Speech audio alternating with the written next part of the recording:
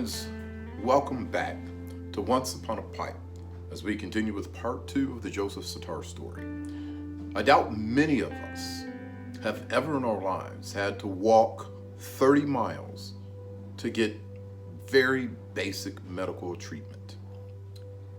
Nor have we had to watch a sibling or loved one die right in front of us because they lacked access to some of the most basic of medicines and treatment. Not so with Joseph and many others in the land where he is from. He, as well as others there, have watched on a daily basis people suffering, people dying because of their lack of access to medical facilities. And it was out of Joseph's own pain and medical condition that led him to walk 30 miles for a simple pill that would take it all away and cure him of that pain. And watching his own sibling die, that has sparked him on his journey to become a doctor so that he can go back and help thousands just like him. I invite you again, grab a pipe, a drink, sit down and join me as we continue with part 2 of the Joseph Sitar story.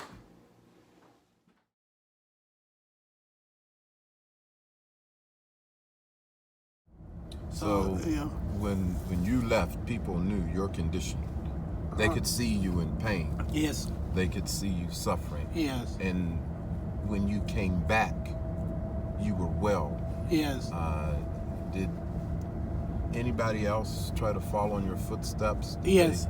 A lot of people actually walk long distances to find help, to get treatment. And the hospital I went to, it did help a lot of people. Yeah. Now, what your pursuit of medicine? People back home know that. Yes, they know. And that is probably very inspiring to them. Are there other young people that say, I see Joseph, he's doing it, I can do it? Do you have people back home that you are mentoring and helping to bring out and encouraging them? Yeah, there are a lot of people who are looking up to me, I can say that. And there are a lot of people who wants to find a way to education. But it's very difficult. Back home, there is no help. No one is there to help them.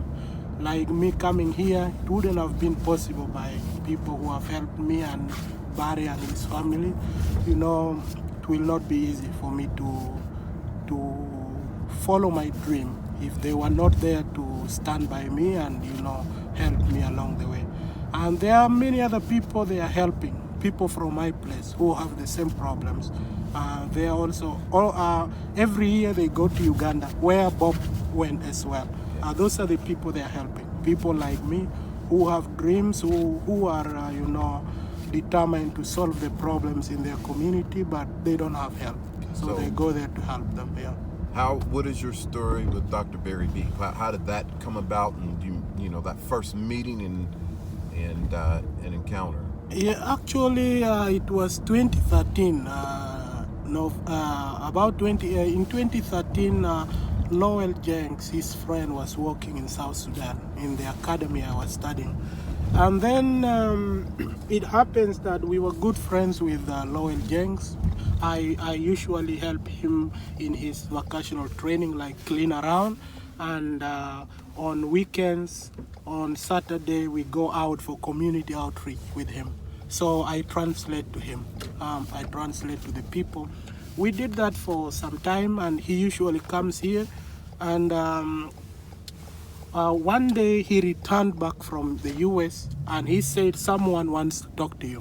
I gave him your emails, and when he writes a message to you, you reply.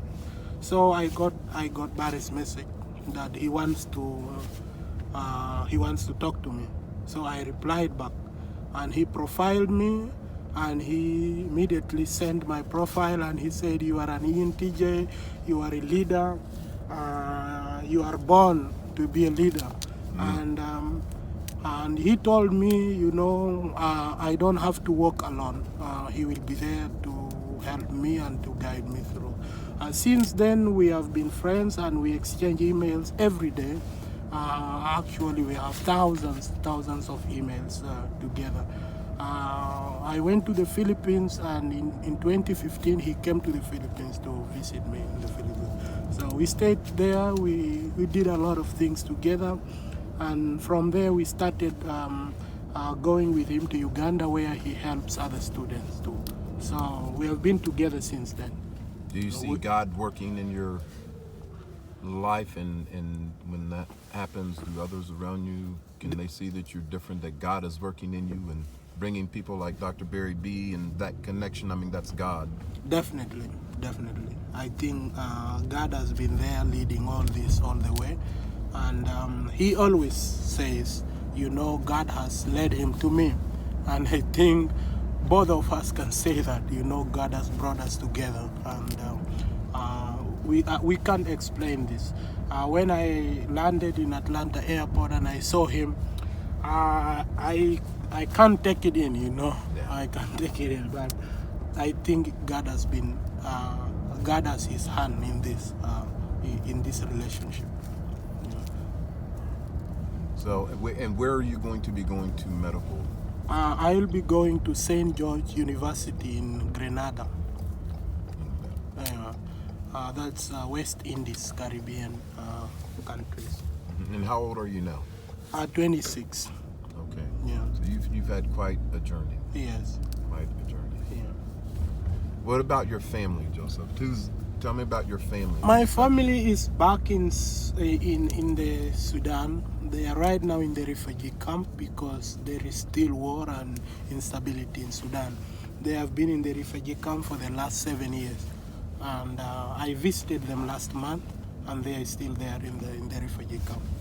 They are doing fine, they are all there, but the life in the refugee camp is not something you can imagine. It's not a good life, yeah. It's very, very difficult. Who consists of your family? Your mother? Yeah, brother? my mother, my father, and 6 brothers and 1 sister. That's a big family. Yeah. Are you able to, how do you stay in touch with them and update them? And Sometimes they do call me. There are areas they can go and call from, but it's not usually that there is network everywhere. So I can't call them, but they can call me. They can go to areas where there is network, and then they can call me from there. your story is very exciting, and it's not over yet. This is only the beginning of your journey, so it's very exciting for me to meet you, because I follow some of the emails, and it's very exciting. And the other part of your story is just all of the people that you're going to touch that you may not even know about yet, that God is working out. So, well, thank you, Joseph, for sharing that, and I look forward to watching your progress as you go through school. Thank you.